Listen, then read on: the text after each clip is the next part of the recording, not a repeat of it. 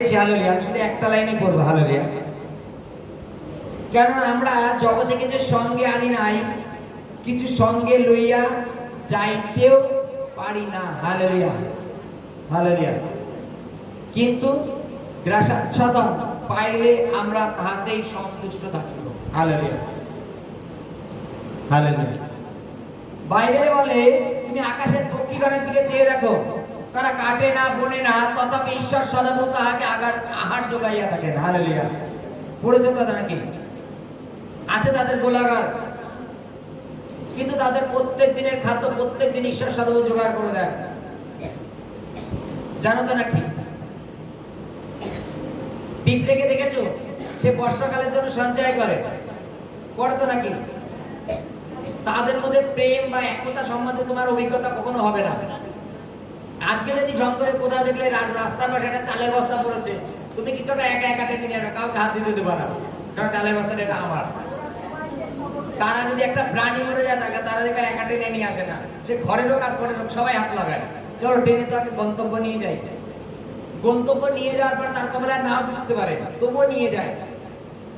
মনে করে একটা পিঁপড়ে, উদাহরণস্বরূপ বলছি, মনে করে একটা পোকা মারা গেছে, 100টা পিঁপড়ে মিলে নিয়ে গন্তব্যস্থানে রেখে দিল। রেখে দেওয়ার পরে এখান থেকে হয়তো 10টা পিঁপড়ে আবার এখানে ঘুরতে বেরিয়েছে, আমি হয়তো তাদের উপরে মেরে দিলাম, বা এখান থেকে নিলাম নিয়ে হয়তো বাইরে ফেলে দিলাম। ও আর এখানে কিন্তু কোনোদিন আসতে পারবে না, তবুও সে বহন করতে সাহায্য করেছে। হালেলুয়া। করেছো তো নাকি? জানো তো কে কখন কিভাবে থাকবে তারা জানে না, যে কে আমরা কখন কিভাবে থাকবো, তবুও তারা একে অপরকে সাহায্য করে সেই খাদ্যটাকে টেনে নিয়ে যাওয়ার জন্য।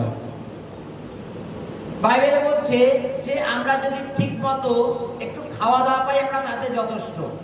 কেন? আমরা জগতে কিছু সঙ্গে আনিনি, আর সঙ্গে কিছু নিয়ে যেতে পারবো না। জগতের লোক আমরা অভিলাষে চলে যাই। বাইবেলে এটা বলেনি যে তুমি একদম মানে প্রভুর নাম করছো বলে তুমি হাত পা গুটিয়ে ঘরে বসে থাকো। হালেলুয়া। যে কিছু নিয়ে আসি না, আর কি নিয়ে যাবো সঙ্গে? প্রত্যেক দিনের আহার প্রত্যেক দিন জোগাড় করবার অধিকার তোমার আছে। প্রত্যেক দিনের আহার, মনে করো একটা পরিবারে মনে করো 400 টাকা বা 300 টাকা হলে তার দিন কেটে যায়। তুমি যদি মনে করো চল আমি 300 টাকা ইনকাম করব, ঈশ্বর তুমি আমাকে দিনটাকে বহন করবার মতো ক্ষমতা দিও। ডেইলি হয়তো ঈশ্বর 300 কিংবা 400 টাকা তোমাকে রোজ জোগাড় দিয়ে যাচ্ছে। বাইবেলে লেখা আছে তুমি তাতে সন্তুষ্ট থাকো। এবার যদি মনে করো না আমার অনেক কিছু করতে হবে, জায়গা জমি প্রপার্টি অনেক অনেক কিছু করতে হবে আনলিমিটেড, এবং সেটাকে যখন আমি মরে যাবো আমি সঙ্গে করে নিয়ে চলে যাব, তাই তো নাকি? যদি আমার কয়েকশো বিঘা জমিও থাকে, যখন আমি মরে যাব সেই প্রপার্টির কাগজগুলো তাতে নিয়ে চলে যেতে পারবো নাকি? হালেলুয়া। নিয়ে যেতে পারবো তো? বাইবেলের কাছে আমাদের সৎকর্ম কিংবা অসৎকর্ম আমাদের প্রত্যেকের খ্রিস্টের সামনে হাঁটু পাততে হবে, লেখা আছে তো। যখন আমরা হাঁটু পাতবো না, ওখানে হাঁটু পাতবো, তখন প্রপার্টির কাগজটা দেখাবে, দেখো প্রপার্টির কাগজগুলো দেখো আমার হাতে, তাই তো নাকি? দেখাতে পারবো তো নাকি?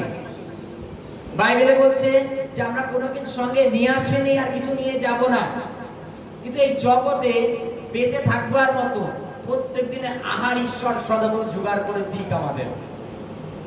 এবার ঈশ্বর সদাপ্রভু জোগাড় করবে, তাই বলে তুমি ঘরে বসে থাকলে হবে না। হালেলুয়া।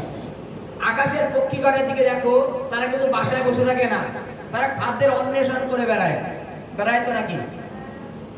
ছোট ছোট মনে গেল শুয়োপোকা, তারা সকালবেলা বেরিয়ে যায় বিভিন্ন পাতা খেতে থাকে, পাতা, আর পাখিরা আসে সেই পাতার নিচের থেকে সেই পোকাগুলো খুঁজে খুঁজে খাওয়া চালু করে দেয়, খায় তো নাকি?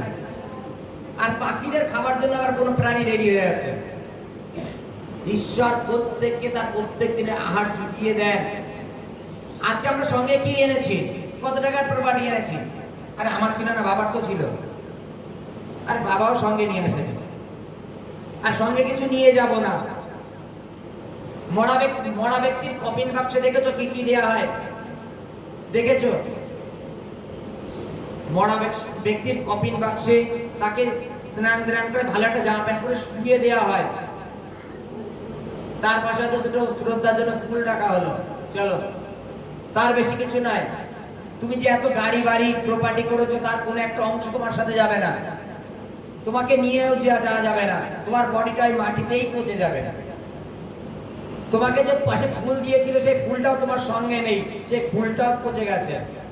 বলে আমরা কিছু আনিনি আর কিছু নিয়ে যাব না, অথচ আমরা জগৎ সংসারে এত কিছু বিষয় তোড়জোড় করি, এত কিছু বিষয় আমরা লাফালাফি করি। কেন? আমরা কেন ঈশ্বর সদবোধ থেকে আমাদের দৃষ্টি ঘুরিয়ে ফেলি? কেন ঈশ্বর সদবোধ থেকে আমাদের ভাবনা সরে যায়? কেন ঈশ্বর সদবোধ থেকে আমাদের সম্পর্কটা দূর হয়ে যায়? আমরা জগৎ সংসার থেকে জগতের কথা ভাবি তার জন্য। হালেলুয়া। আমরা জানো জগতে কি আছে, কি সঙ্গে নিয়ে যাব, এই বিষয়ে যেন ভাবিত না হই।